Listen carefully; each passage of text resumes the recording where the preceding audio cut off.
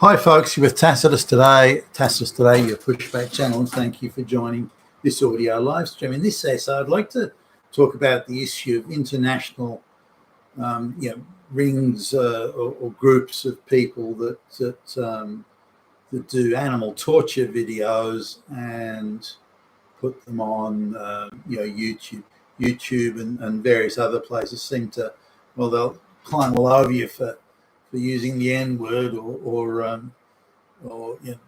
disagreeing about climate change or something like that. They seem to have a very relaxed attitude about animal torture videos. So I'll sort of talk a little bit about this most recent ring of torturers, international ring of torturers, which is pretty much all Chinese with a few exceptions.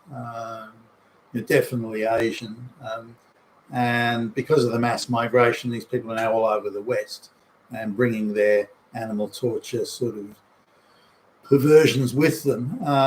And this idea of torturing animals to death, dogs and cats, is just something they do. Now, they've got this attitude that that's quite okay to do. What's wrong with it? What's your problem? And if you want to watch it or do something like that, then, why should we not make that demand of other Asian people that want this? Now, I've traveled extensively on business. I've traveled extensively around Asia, and they eat dogs in quite a few parts of Asia, and they don't bother killing the dog before they try and, with a blowtorch, burn the hair off it. So now I couldn't stand by and can't stand by to watch some animal, any animal really, but a dog, in this case, howling in absolute agony, and the Asian guy doing the blowtorch stuff is completely unmoved by it. It's like he doesn't notice it or can't hear it or something. I couldn't do that. It would be beyond me, unless I was filled, I suppose, with so much anger and brutality and inability to sort of experience remorse or something that you'd do it. But anyway, this is very much the thing around Asia now.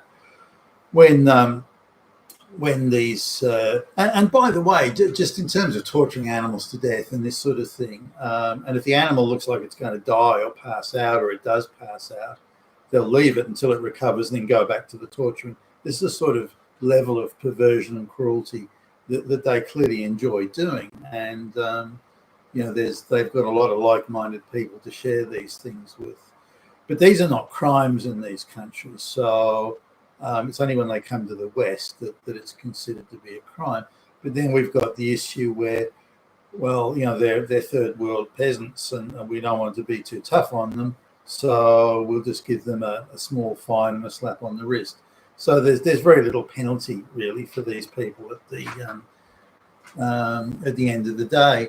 Now the torture, sort of, there's people torturing animals, but also there are animals that are bred for not necessarily torture, but to watch them being killed. And if they're not killed quickly, that's tantamount to torture. So you'll get your little, they'll have a bunch of little domesticated bunny rabbits that are there, and someone will catch a wild weasel and then put the completely unsuspecting, fluffy little bunny rabbit there and watch the weasel or the stoat or something just tear the rabbit to pieces while the rabbit screams in pain and agony.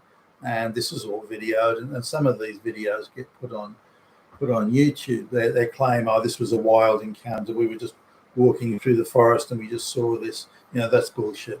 If you watch these things carefully, you can also tell in quite a few of them that the victim animal is being tethered, like it's got one foot tied to a peg or something like that, so it can't get away, and so it can be, again, torn to pieces on video. I don't know how people can get off on that, but obviously quite a few of them do. And again, some of these videos are dressed up as, it was just an encounter in the wild we just happened to come across. And I'm sure that must happen, every now and again, but it's quite rare. And if it's an Asian video, you can pretty much count on it that hasn't happened. When wealthier Chinese go to Africa on a safari, they'll pay to have some sort of an animal that's come from like a zoo that's not really wild, and then watch a lion or hyena or something, a wild lion, and tear it to pieces. And the creature's completely unsuspect. It's got no idea what's going on. it hasn't grown up in the wild, so it's not prepared to run away. And just in case it does run away again, one of its legs will be tied to something so it can't escape. So they'll get the footage of the lion tearing it to pieces while it screams again in pain, agony, and fear. Now, the Chinese in particular, when they come to places like Australia, they'll buy or capture, somehow acquire protected Australian marsupial species like koalas, for example. And then they'll have a cage, and they'll put the koala in the cage, and then they'll put a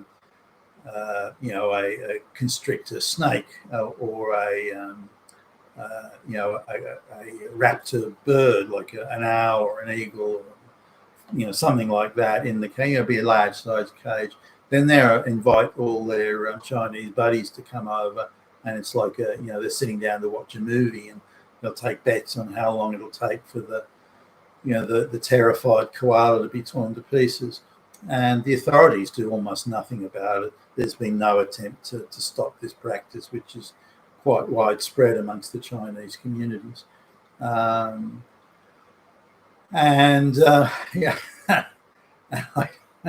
again, I don't know why. I mean, these are protected species. The fines are quite heavy for killing or injuring these creatures. And now, if a white person does it, the authorities will come in fairly quickly. But if a brown person or a third world peasant or something does it, that part of the mass migration movement is forced upon us, then they don't seem to want to do anything. Well, they might have a quiet word, don't do it again. But these people do. They get off on it. They enjoy it.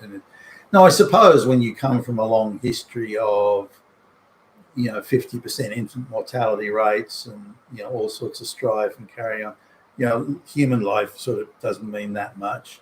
And when you've got populated like in India, where you walk across dead bodies in the street, the Indian attitude is if you're an animal, unless you're a Hindu cows. I mean, if you're an animal, then you're just simply a lower form of life in the hierarchy of things. So it's all pretty irrelevant what happens to you. Now, I don't know where this is going to go. I think this should be clamped down on hard. And if those are the attitudes and views of mass migrants coming to the West, that they can torture animals and for getting off on it, then I think that's a case for deportation. You're clearly not fitting in with attitudes like that. You're probably never going to fit in. And if you're going to be part of these animal torturing rings, then there should be, I think, some form of penalty, and deportation would be one. Now, also they have breeding farms where they breed animals for the sole purpose of torturing them, which seems quite astonishing. I mean, would you do that? Would anybody do that? But they do. So there has to be some money in it, I suppose, selling access to these torture videos, but it's beyond my comprehension. But I just wanted to sort of mention this, that whether it's humans torturing animals or watching animals be killed and torn to pieces by other animals, but in a setting where that's all set up. There's nothing natural about it. There's nothing natural in the wild. There's nothing, this is nature. That's bullshit. It's a tame, domesticated animal typically is being fed up to a wild animal, and then that's videoed and so on.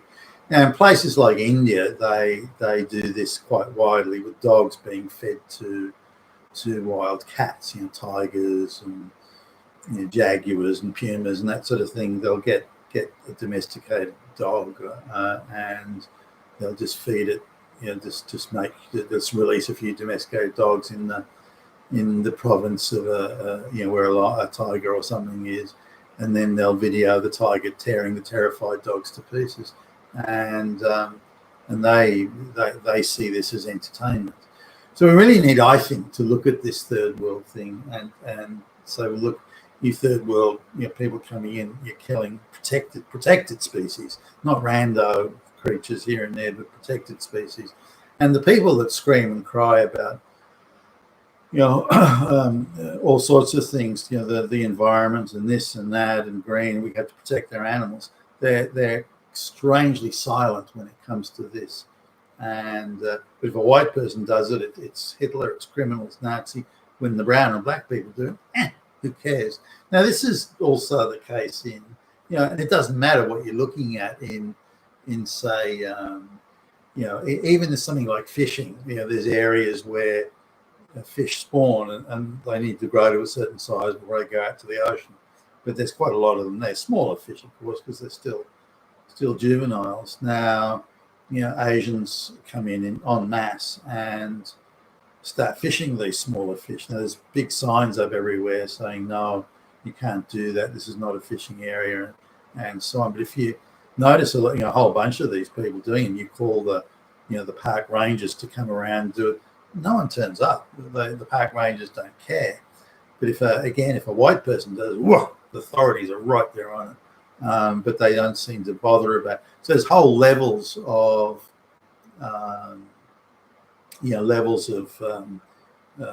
animal mistreatment, whether it's the spawning grounds of the fish or whatever it is, getting a little domesticated bunny rabbit and watching it scream in terror and pain as some a stoat or a weasel tears it to pieces, and so on. These are all things that are also going on as well as humans torturing animals, and I think there should be a serious movement to put a stop to it. You've been Tacitus today, your Pushback channel. Thank you for listening.